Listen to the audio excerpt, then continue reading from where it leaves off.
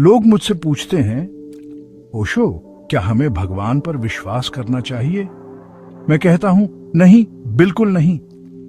और फिर वे चौंकते हैं, जैसे मैंने कोई पाप कह दिया हो, जैसे मैंने किसी मंदिर का दरवाजा बंद कर दिया हो, जैसे उनके मन का खिलौना छीन लिया हो।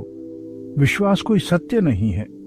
विश्वास अंधा है, और अंधा अगर चलता है तो गड्ढे में ही गिरेगा। विश्वास मतलब तुमने कुछ जाना नहीं, बस किसी और की बात पकड़ ली। तुम रामकृष्ण पर विश्वास करते हो, तुम्हें क्या पता रामकृष्ण को क्या हुआ था। तुम बुद्ध पर विश्वास करते हो, लेकिन क्या तुमने कभी ध्यान में उतरकर यह देखा है कि तुम्हारे भीतर भी कोई बुद्ध है या नहीं? मैं तो कहता हूं, विश्वास सबसे बड़ा धोखा है। सच्चाई की सबसे पहली सीढ़ी है संदेह। जो संदेह नहीं करता वह खोज नहीं सकता, और जो खोज नहीं करता वो सिर्फ श्रद्धालु बना रहता है, मूढ़ श्रद्धालु। एक बार एक साधु मेरे पास आया, कहता है, ओशो, मैं वर्षों से गीता पढ़ रहा हूं, अब तो भगवत ज्ञान हो गया है।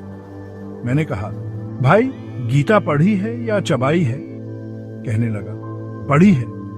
मैंने कहा, तो जो बाहर का ज्ञान है वो भीतर कब उतरेगा? विश्वास बाहर का होता है, सच्चाई भीतर की, और सच्चाई में कोई शब्द नहीं होता।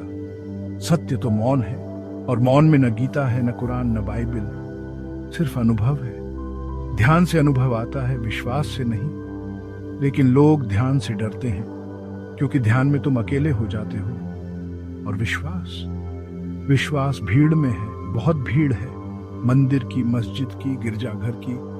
मुझे भीड़ नहीं चाहिए, मुझे तुम्हारी सच्चाई चाहिए।